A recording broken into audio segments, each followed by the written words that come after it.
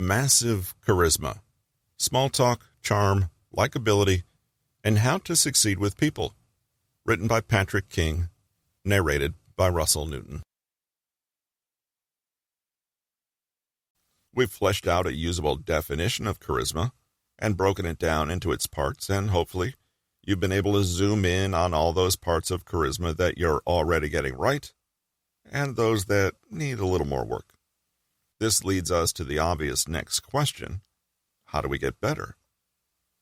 First things first, your charisma won't look like anyone else's charisma. This makes sense. Think of any famous charismatic people from history, and they're all different from one another. Marilyn Monroe, Stalin, and Steve Jobs were all enigmatic characters, but in very different ways. This is precisely what Olivia Fox Cabane, author of The Charisma Myth, found, i.e., that there are different types of charisma. Just as you can imagine that Marilyn Monroe would make a pretty poor Stalin, and that Steve Jobs would fail hard to charm people in the way that Marilyn Monroe charmed them, you will be most charismatic when you are leaning into your charisma style rather than trying to ape someone else's. Cabane listed 4 general categories, but even within these groups, it's easy to see the endless possible variations. Recall that charisma is made up of 2 factors, power and affability. Depending on the relative proportions of these two, you get slightly different expressions of charisma. The focused charismatic.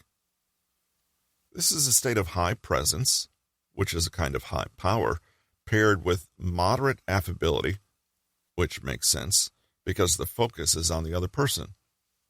This is someone who places deep, undivided attention on others and makes them feel like the most important person in the room. Talk show hosts, it's Oprah Winfrey again, build their brands on this kind of charisma, as do motivational speakers and cult leaders. You'll know this is your preferred charisma style if you're often told you're a good listener. Focused charismatics are people that know that the best way to shine is to show off others to their best.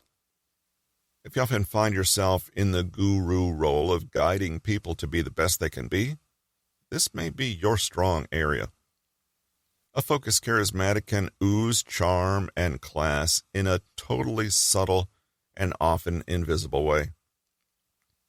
Think about a religious leader, a persuasive healer or therapist type, or a gentle but powerful moral character who gets their way by prompting others to agree with them of their own will.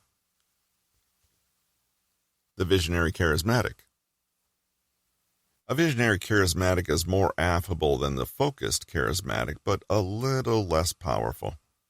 A visionary can paradoxically get more done and be more impactful because they seem a little more like one of us and not the lofty personages that nobody could ever imitate. This tends to make them a little more likable too. Whereas the focused charismatic might be the awe-inspiring ideological leader in a company, the visionary is the one who bridges the gap between this awe and more ordinary life. They turn the dream into reality by communicating a vision not yet accomplished.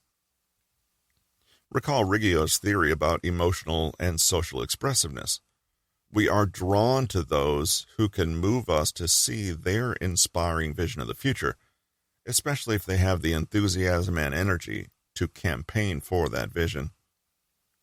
Think about Steve Jobs building a following devoted to his vision of the future, or Martin Luther King Jr.'s rousing speeches. Innovators and creative people can excel at visionary charisma too, since they need to convince others to buy into a vision that only they can see. If you've ever managed to get people rallied together on a passion project, and if your visions seem infectious, you might have this type of charisma. The kind charisma.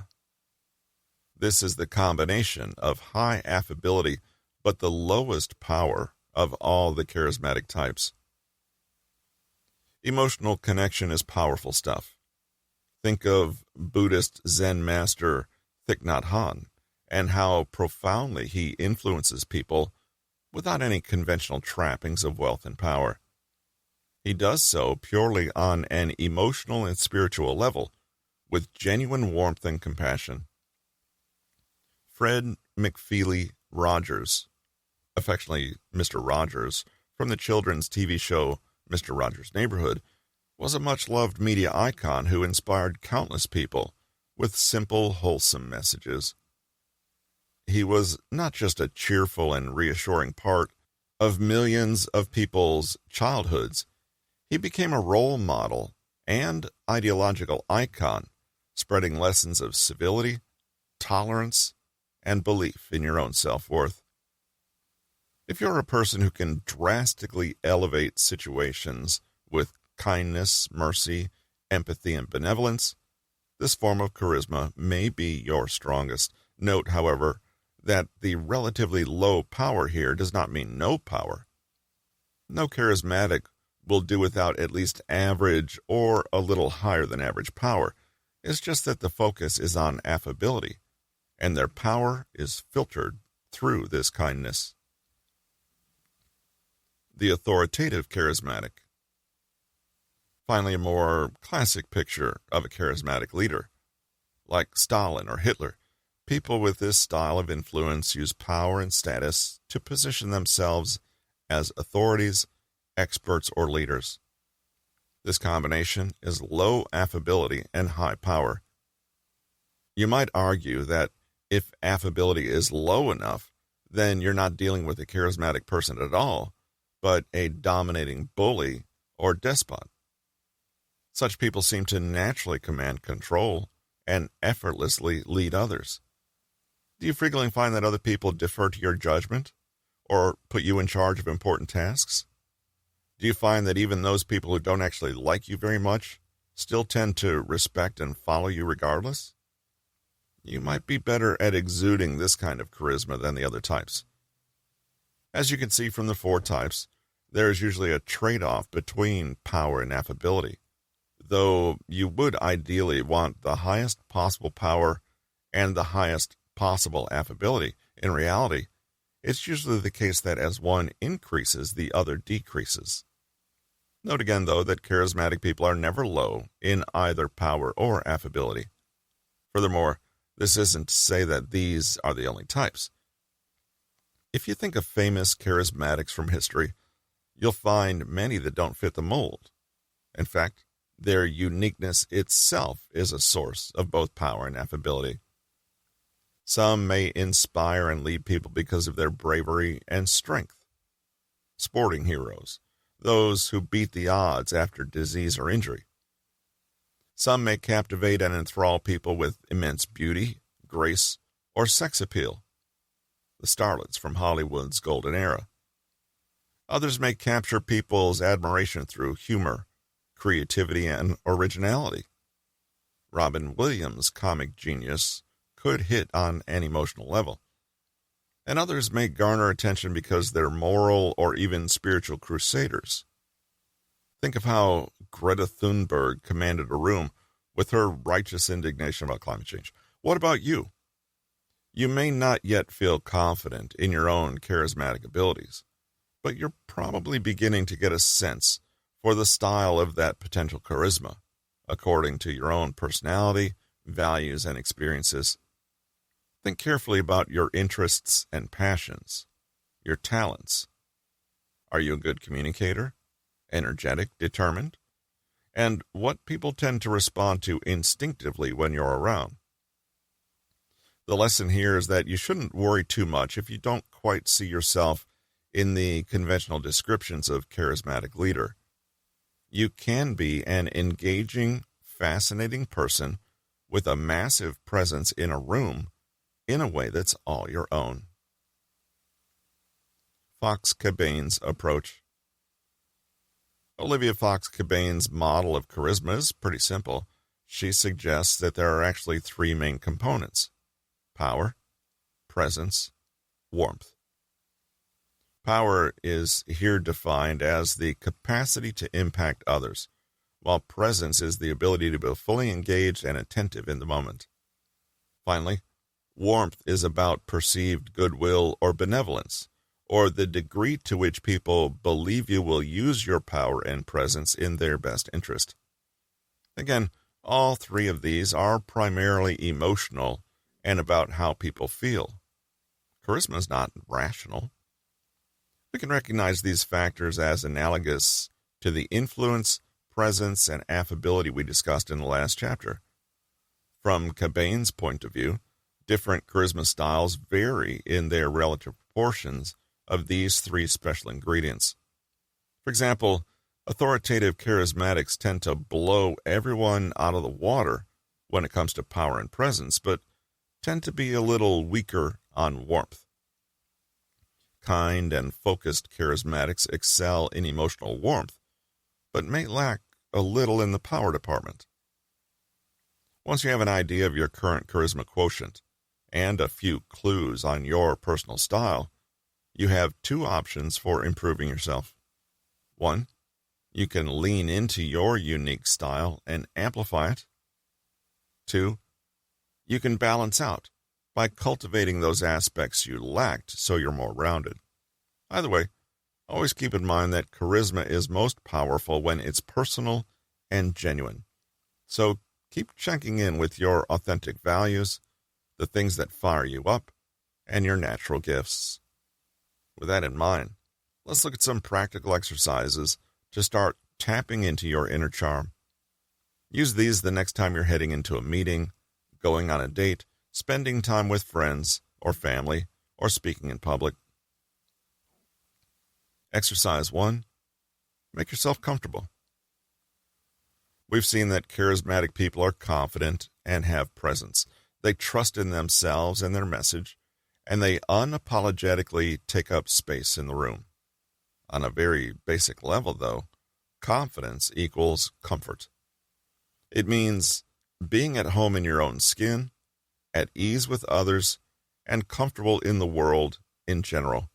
This is why people advise to walk into a room like you own it, because when you're comfortable, you can relax and expand your awareness outwards to engage emotionally with others. When you're uncomfortable, every fiber of your being will communicate that and act as a barrier to your power, presence, and warmth. Start simple and think about what you're wearing. It's infinitely better to wear something you're genuinely comfy in rather than a nice outfit that's too scratchy, too tight, too restrictive, or too awkward. For Cobain, physical and mental discomfort are the biggest obstacles to building charisma, and physical tension will manifest as social and emotional tension. Think also about your general physical well-being. Ensure that you're not hungry or thirsty, tired, ill, or too hot or cold.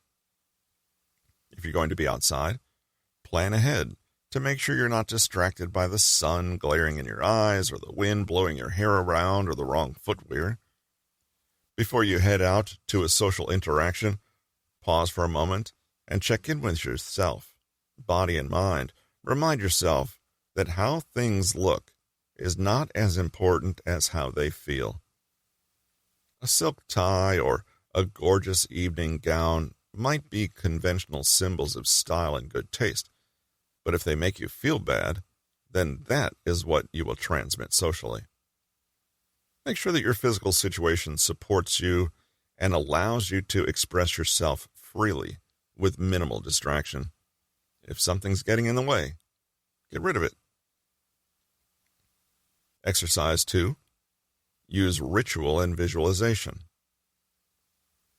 Being charismatic is a state of mind, and just like an athlete needs to warm up before a big game or race, you need to warm up emotionally and psychologically before you wow everyone with charm. To extend the metaphor, if you jump into a marathon without stretching beforehand, you're going to be creaky and potentially injure yourself. Likewise, if you just jump into a challenging social situation without any thought or planning, you're going to fumble. Ritual can be the perfect social warm-up. Not only does it allow us to get into the right mindset, but the mere fact of us planning ahead, taking charge, and paying deliberate attention to our strategy will make us feel more in control and more confident. Remember that charisma is a social game, and the best players are those that take it seriously. What kind of ritual is best? That depends on the state of mind you're trying to cultivate. Imagine an important job interview coming up and wanting to dazzle your interviewers. It's a sales position, so you need to display both authoritative and focused charisma to charm the interviews and show them you know how to do the job. Truthfully, you're feeling nervous and unsure of yourself, so you know that you're going to need to demonstrate immense social and emotional control. Hours before the interview, you start psyching yourself up. You listen to energizing music you know always puts you in a good mood. You run over a few mantras and affirmations to focus your mind. You plan your outfit and practice a few responses in a mirror. Finally, you spend time in active visualization. This could go a few different ways. You might imagine in detail how you want the interview to go, seeing yourself smiling, confidently taking charge of the room, and mentally rehearsing your posture, tone of voice, and overall attitude. You could also visualize someone you admire and who demonstrates the mindset you're trying to convey. You could picture being that person, as though you're temporarily using their persona as a mask to give you confidence. What would that person say and do in this situation? You can also use more abstract visualization. For example, imagining in vivid detail that all the stress is leaving your body in the form of literal negative words that float away off the surface of your skin, while a warm glow comes up from the ground and fills you up with energy, conviction, and confidence. After the visualization, you imagine that this warmth stays with you and that you carry it into the interview like a powerful talisman or magic spell. Speaking of talismans, maybe you have a lucky charm that helps make the occasion feel auspicious. You wear a sentimental accessory, treat yourself, light a candle, say a prayer, or plan to do something rewarding afterwards. Exercise 3. Be present, build presence. Fox Cabane has a slightly different take on the idea of presence. For her, a person builds presence when they themselves are present. This means being fully anchored in the moment, rather than having your attention elsewhere. The more present you are, the more genuinely you can engage others, respond sensitively to minute changes in the conversational flow, and observe others' emotional states. It's also far easier to be felt as warm if you are present, focused, and paying attention to the person in front of you. That means that one of the biggest ways to sabotage our charisma is to be so distracted by the idea of what we should be doing that we are pulled away from the present. If you guessed that mindfulness practice will help with presence, then you guessed right. Anxiety can kill your charismatic aura because it takes you out of the moment. And the moment is exactly where the people you need to connect with are. Mindfulness is a tool that can help you reduce anxiety and boost awareness, whether you practice it alone, in preparation for a social situation, or in that situation as it unfolds. Again, the way you use mindfulness depends on your aims. Consider the following examples. A person trying to improve their warmth and affability realizes that judgment gets in the way of them connecting with people. They try a loving kindness meditation every morning, where they practice extending compassion and understanding to everyone. Sitting quietly and with focus, they imagine a person they love and focus on this feeling of acceptance and warmth. Then they imagine someone they only like, but practice feeling this same warmth for them too. Next, they imagine someone they are neutral about, and so on, until they reach a person they actively dislike. They work hard to find feelings of kindness for them and for the fact that they are human beings who deserve compassion and respect regardless. While such a person may find that this practice generally improves their outlook and makes them more tolerant and accepting people, another might simply commit to finding little windows of awareness in every social interaction. Pausing, coming to the present, and reminding themselves to be aware of their body and breath in the moment, they become more relaxed and dynamically engaged. Perhaps they notice that their voice or body language is conveying stress, so they consciously choose to loosen up. Perhaps they realize they're hogging the conversation and graciously decide to let the other person take the stage for a while. One great way of building presence is to take your time. Anxiety, lack of presence, and rushing all go hand in hand. If you find yourself feeling tense in a moment, just pause, breathe, anchor in the present and in your five senses. What can you smell, see, taste even? Slow down and just get comfy in the moment. It's usually our stressful ruminations about how we are in social situations that derail us and not the situation itself. Anchor in the moment and let these ruminations drift away. Finally, put your attention squarely on the other person. Don't let your mind wander, and don't get distracted by your phone. Exercise 4. Take care. This is an extension of the previous exercise. When you pause, you give yourself the chance to act deliberately rather than reactively. You stop being at the mercy of knee-jerk reactions and start to act consciously. Congratulations, this is the beginning of that elusive quality called grace and poise. For example, if somebody says something that catches you off guard and embarrasses you a little, don't immediately blush and blurt out something that makes you sound defensive. Rather, pause and think, how do I want to play this? And then choose to laugh it off, deflect attention by saying something amusing, or graciously thank the person for their comment, completely changing the energy of the interaction. But you can only do all this if you're aware enough to pause in the first place. Here's a fun trick that may result in an unexpected boost of confidence. Remind yourself that you don't have to react at all.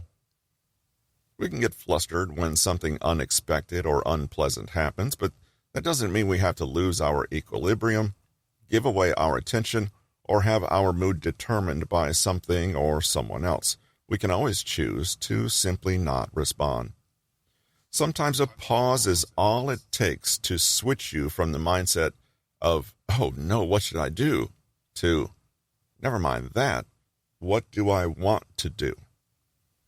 Remind yourself always that you don't have to decide what you think about every stimulus in your environment, form an opinion, engage, or even pay attention. Every choice you make in a social interaction matters. Your body language, your tone of voice, your word choice, your facial expression. Rather than being intimidated by this fact, use it to your advantage. See all of these as colors on a palette to paint the image you want to paint. Don't leave anything to chance. Take care with how you dress, how you speak, and how you're holding yourself in conversations. Especially take care of what is happening with people around you and your effect on them. Again, we're in the realm of social control, which cannot be achieved without a degree of mindful awareness. Pause before you respond. Just a few seconds, and you'll seem more poised and put together. Instead of saying, simply keep quiet while thinking of what to say. If you are confident enough to take your time speaking, people will usually respond in kind and pay more attention to your words. Finally, be careful about your word choice and consider your audience. It's always a good idea to match your tone, word choice, volume, and pitch to theirs if you're unsure. Howard Friedman's approach. University of California professor of psychology Howard Friedman has spent decades researching various social behaviors, particularly this elusive quality we call charisma. He developed the Affective Communication Test, appropriately called ACT, which he believed was a good indicator of people's emotional expressiveness, i.e., their overall charisma. Like Riggio, Friedman believed that there is something compelling and attractive about people who easily and comfortably express themselves. In a 1980 paper published in the Journal of Personality and Social Psychology, he and Riggio, together with two fellow researchers, found that nonverbal expressiveness plays a big role in social interactions. Whichever form it takes, communicating with spiritedness, energy, passion, eloquence, and vibrant gestures all make a person far more charismatic. Remembering that charisma is about impacting others emotionally, it's easy to see why expressiveness is so important. It allows us to more easily affect others, leading and captivating and inspiring them. Words matter, but when they're paired with nonverbal expression, they can be charismatic. It's as though charming people are fluent in two languages, the obvious, superficial one, and the more primal, unspoken and nonverbal one that captivates us more easily. The ACT is pretty simple. There are 10 statements that participants are asked to respond to, noting the extent to which they agree. You can try it yourself by seeing the degree to which the following statements apply to you. Note that these are inspired by several different versions of the test. When I hear good music, I can't help but move my body. When I laugh, it's jovial and buoyant, and everyone can hear me. When I'm on the phone, my mood and feelings come across loud and clear. In conversation with friends, I am tactile and easily touch or hug people. I don't mind when a group of people notice me or watch me. I usually have an obvious facial expression and am seldom neutral. People often tell me I'd make a good actor or actress. I'm not shy and don't mind being the center of attention. I know how to look at people seductively if I want to. I've always been good at playing games like charades or miming. Strangers often think I'm younger than I am. The more strongly you agree to the above statements, the more likely you're perceived as charismatic. These statements essentially measure your nonverbal affective expressiveness. Let's look more closely at what this expressiveness actually looks like in the real world and how you can go about cultivating some of it in yourself. Kinesthetic responsiveness. People are drawn to and enthralled by displays of health, vigor, and liveliness in a very primal sense. Think of how people can't tear their eyes away from a talented performer, a passionate dancer or singer, or someone throwing their heart and soul into something special. We're attracted to people that seem to be filled to the brim with passion and energy. Perhaps we hope that some of it will rub off on us. Before human beings invented language, they communicated with their bodies. In fact, you could say that movement is a more primitive and immediate form of communication. Kinesthetic responsiveness is about expressing yourself emotionally through your body's movement. Boring and unengaging people seem to be dead from the neck down. They slump and appear stagnant. Their bodies don't seem to extend or expand much into the space around them. In contrast, charismatic people are embodied, and their enthusiasm manifests in all of them. They move, they gesture, they shift in their seats, tilt their heads, or flap their hands around madly when telling an amusing story. Do this. Stay in shape. No, really. If you're healthy and physically active, you'll be more confident and at ease in your own skin, lighter on your feet, and more mobile. As you speak to anyone, remember that your body is also constantly sending a message. Do you want that message to be, I'm half asleep? It's hard to communicate ease and confidence if you're unfit, uncomfortable, or physically struggling in some way. Expressive and contagious laugh. A laugh is a powerful thing. It can make people fall in love, put them at ease, make them trust you. It can make them laugh. Why is a genuine, juicy laugh so infectious? Well, think about what a laugh is. A simple, direct expression of joy. It shows a person that, just for one unguarded moment, is genuinely expressing how they feel. Also, it's a potent communication that you're happy, resilient, healthy, and able to enjoy yourself. People who are miserable, anxious, or in the habit of denying themselves pleasure are not attractive, and they're not charismatic. But when you hear a person laugh from their core, something happens to you. You want to be a part of it. You're drawn in closer.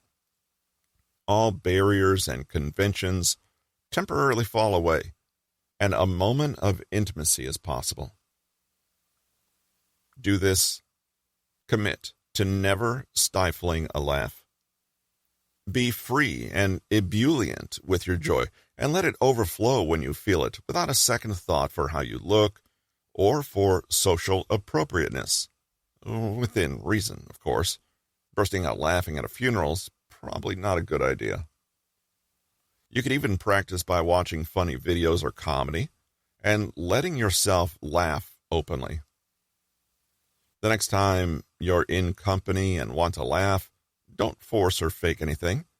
Genuine and spontaneous joy is like charisma gold dust.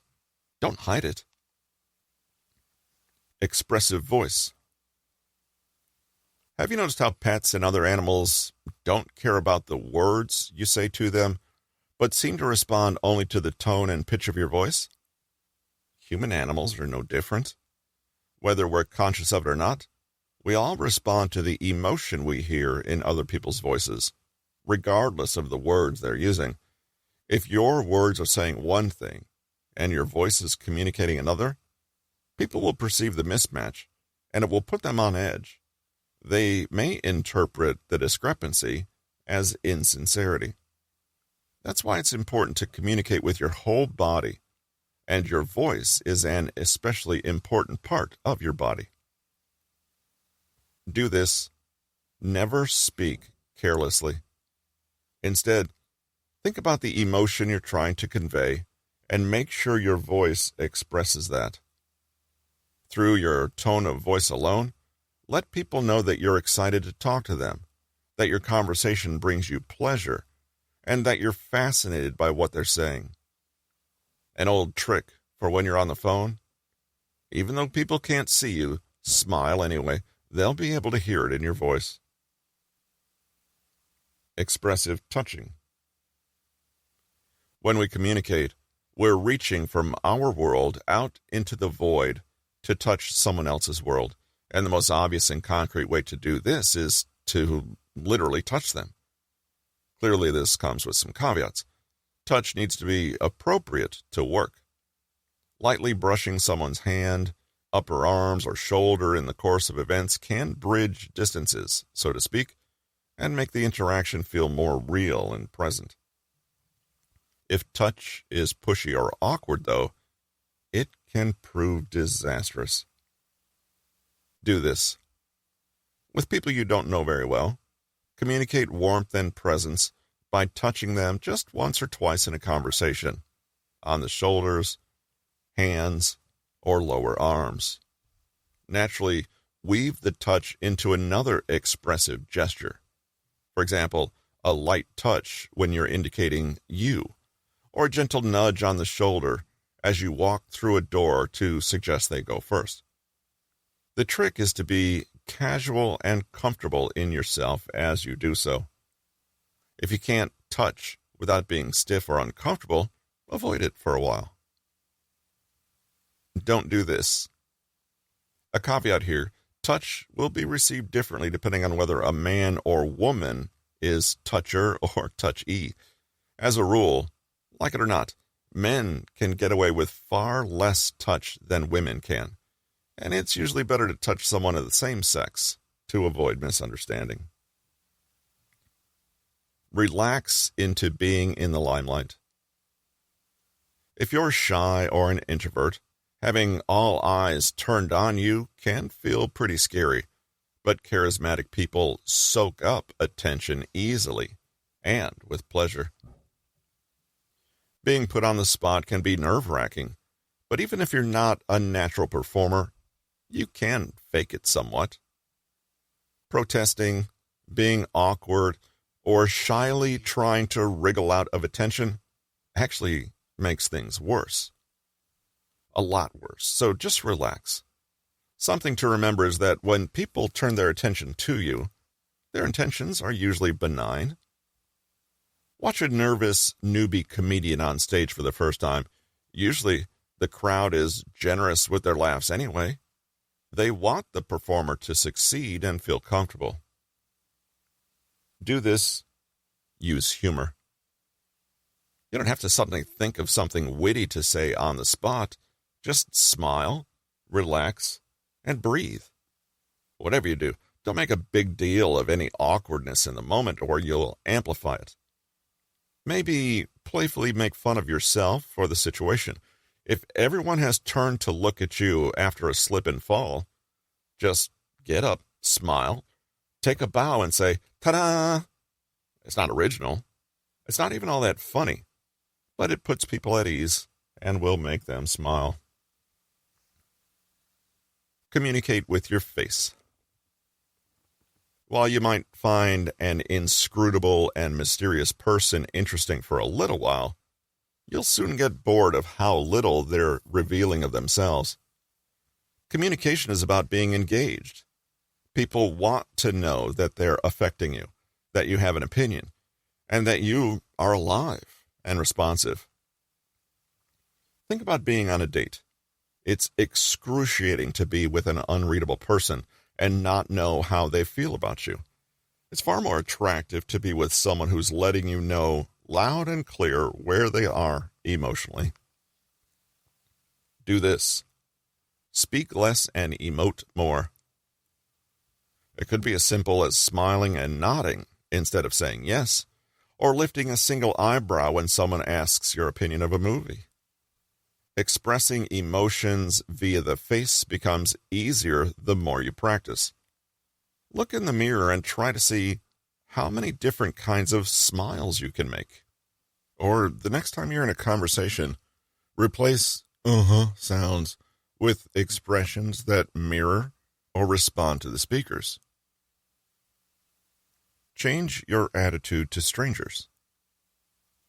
Public speaking coach Sims Wyeth did a survey and found that those who called themselves introverts actually prefer the company of extroverts. Trouble is, extroverts also prefer the company of extroverts. This suggests that it's simply easier and more fun to be with someone socially outgoing and expressive. While there's nothing wrong with being an introvert, the truth is that it can put further distance between you and others and limit the closeness, engagement, and presence required for charisma. Do this. Make the first move. Say hello to strangers first. This may seem scary, but it actually puts you in the driver's seat and gives you more control over social interactions. Practice broaching the silence with new people, and you'll see that the earlier you break the ice, the easier the interaction tends to be. Flirt a little. Friedman believed that charismatic people are experts at using a seductive glance. While hard to describe, we all know this look when we see it. Sure, There's a strong link between being charismatic and being sexy, alluring, or attractive to the opposite sex. But charismatic people are also masters at what could be called platonic flirting. They flirt with everyone if we broaden our definition of flirt. Do this. Practice platonic flirting with family, friends, children, old people, and people you don't even like. Think back to how much razor focus, warmth, and sparkle you've brought to romantic dates in the past, and then bring that dazzling, non-sexual version of yourself into the everyday. Be generous and sincere in the compliments you give. Smile at people often and praise them. Laugh at their jokes. Basically demonstrate that just being around them gives you pleasure. This makes people feel like $1,000,000 and like they're seen and appreciated. This kind of non-romantic chemistry is wonderful to see in action. Ham it up. Finally, Friedman identified one form of emotional expressiveness that is the more fundamental precursor to body language, pantomime. Physically acting out a narrative is a brilliant and simple way to add color, life, and dynamism to your stories, and to make you seem more relatable, more amusing, and way more captivating. You can learn to do this by watching the pros, improv artists, comedians, clowns, impersonators, and 2-year-olds who are the reigning champions of the acting world. Do this. The next time you're relating a story to someone, gradually try to incorporate gestures, actions, voices, and movements to add dimension. This can be subtle. For example, if you're relating a discussion between two people, slightly move your position in space and change your voice and posture when you act out each person's part. Make liberal use of dramatic pauses, facial expressions, and gestures. It may seem silly, but imagine you're telling the story to a group of excited toddlers and exaggerate. Howard Friedman's approach to charisma homes in on the emotional expressiveness aspect of charisma, and judging by his research, this may be the most significant factor when it comes to charming and engaging people. It's easy to imagine an emotionally expressive car salesman, stand-up comedian, preacher, politician, or celebrity with a megawatt smile. But you may be starting to wonder, is there no room for those people who are quieter, calmer, more sophisticated, more refined, shy, reserved, or plain old timid? A word on introversion. First, the bad news. Charisma is about emotionally impacting others, and it's almost impossible to do that if you're not literally reaching out to others, taking the risk of showing yourself, and being interested in the people around you. Very few can manage to be aloof and dismissive of others and yet liked. So, if you consider yourself a naturally reclusive or introverted person, then there's no question you'll have to come out of your comfort zone and play a role that may not feel comfortable at first, if you want to increase your charisma, that is. But the good news? Extroverts have to do this work too. Many shy people falsely assume that extroverts find all this easy. A few do, but if you ask most social butterflies, they'll tell you that they had to work on it, sometimes constantly. Even the most confident and enigmatic person can sometimes feel vulnerable, crabby, unconfident, or socially terrified. The difference is they understand there's no way around it. Like anything in life, it takes consistent practice, humility, and the willingness to learn. There's more good news, though. You don't have to be an overbearing or fake loudmouth to be charismatic. You can keep your quiet, calm personality and still be alluring. Extroverts sparkle. Introverts glow. Being naturally less gregarious is no excuse for not mastering warmth, sensitivity, good communication, listening skills, tact, and expressiveness. In fact, there are a few aspects of charisma that you may be better equipped to master than your extroverted brethren. In our next chapter, we'll look at 2 case studies that prove that charm comes in many flavors, and introversion or extroversion has very little to do with it. Summary. Olivia Fox Cabane explains how there are 4 charisma types, according to the proportion of power, presence, and warmth. The focused charismatic, who pays deep attention to others. The visionary charismatic, who communicates their infectious passion. The kind charismatic, who inspires with warmth and compassion. And the authoritative charismatic, who leads others with expertise and power. Depending on your goals, you can play up your natural charisma strengths or seek to balance out your weaknesses. To be socially and emotionally comfortable, plan ahead and make sure you're physically comfortable, which will remove barriers to charismatic connection. Use ritual and visualization as a social warm-up.